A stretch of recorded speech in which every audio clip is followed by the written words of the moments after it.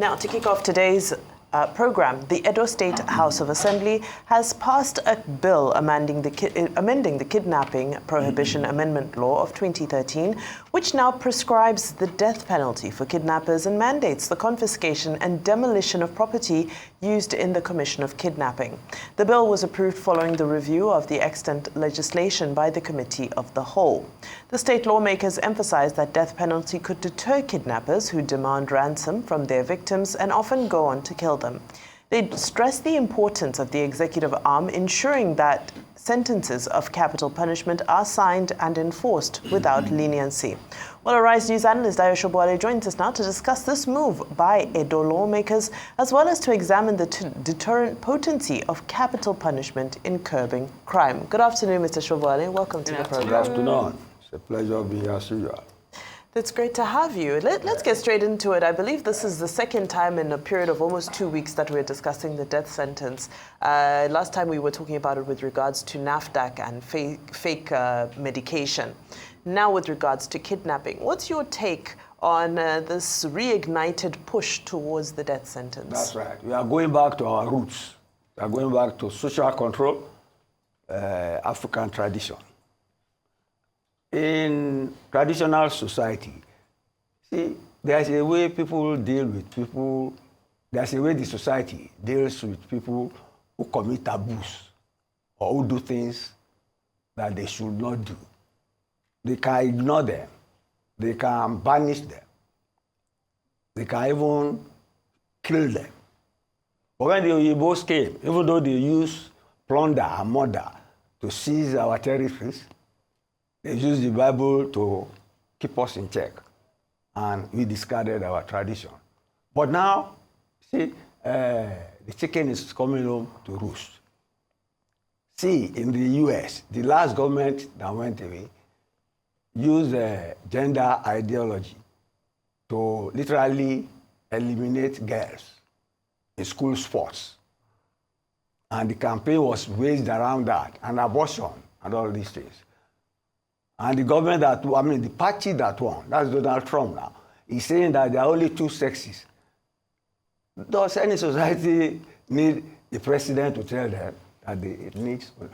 And they won the election on that score. That is the problem ravaging Europe. And they brought civilization here. Now we are putting our house in order, I commend that, starting with NAFDAC and this Edo State House of Assembly. Kidnapping is as murderous as anything, especially, you see, and it is an industry that is spreading.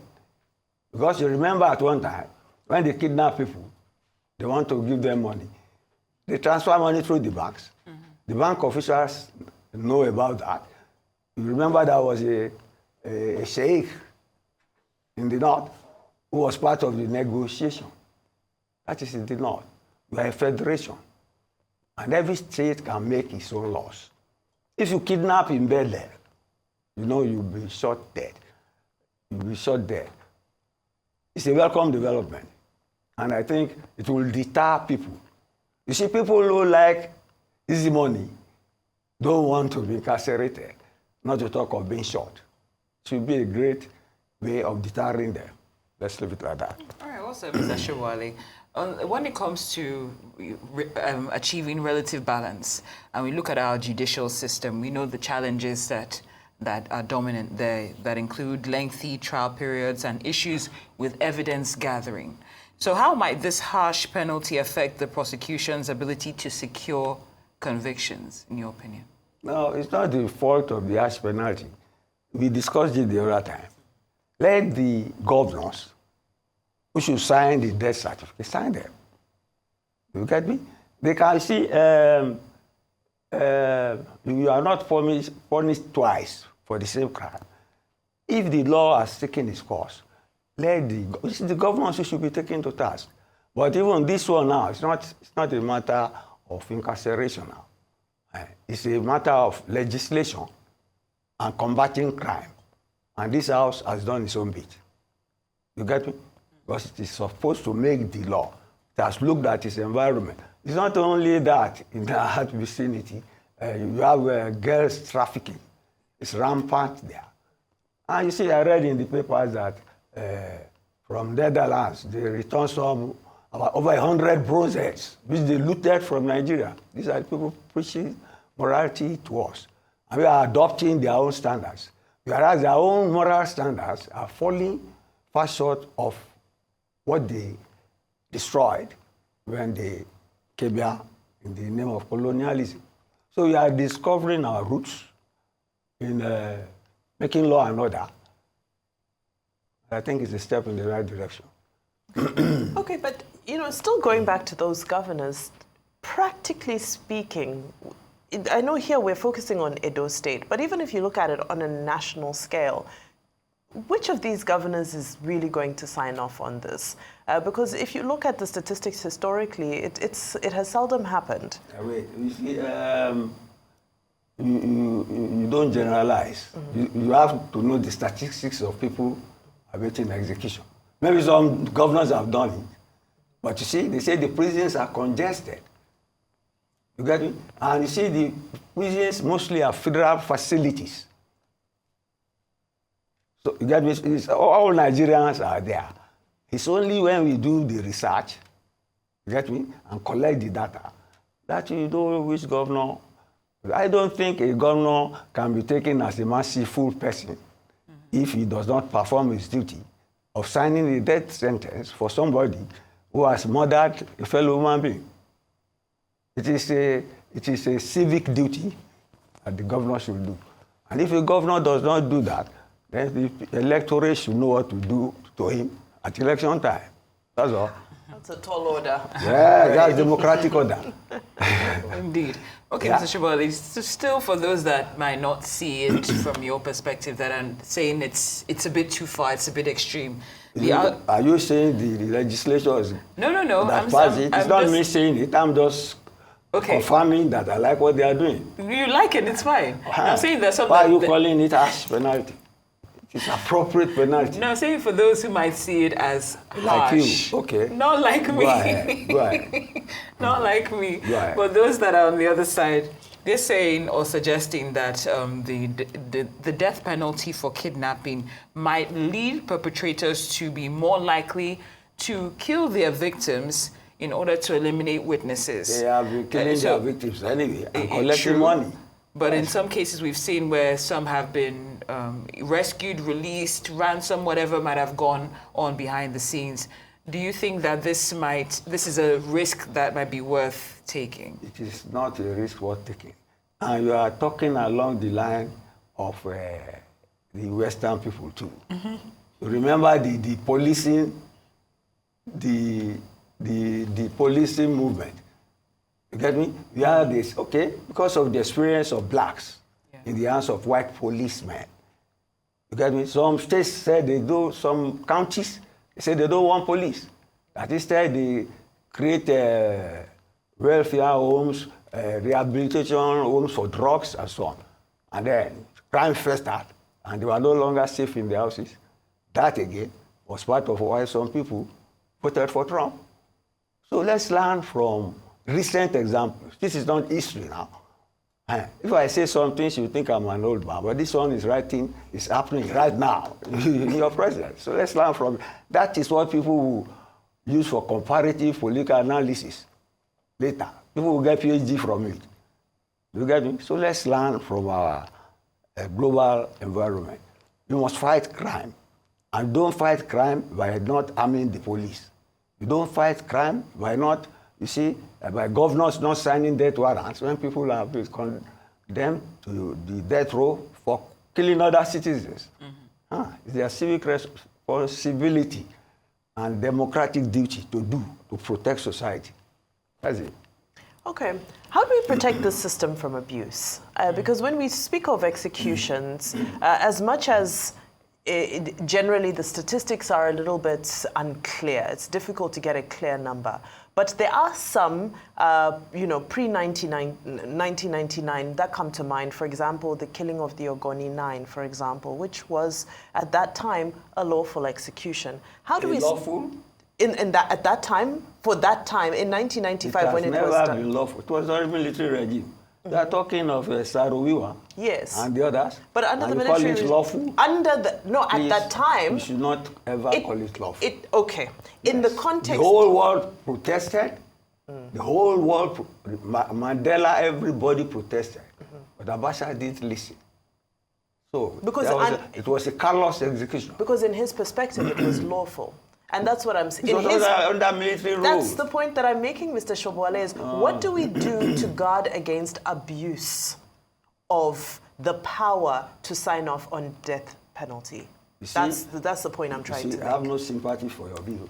Because even under democratic dispensation, people are not even executing the law. Get me? And then you say the prisons are congested, and you want to know why, and you know the reason, you are not following up on that. And now you are giving an example of a military regime that defied the whole world to execute Sarowiwa. Somebody was fighting for his people because of the degradation of their environment through oil pollution. Please don't call it lawful. Sam, next. Okay. So, Mr. Sobowale, of course, we know that you're a man of facts and all that. Thank you very much.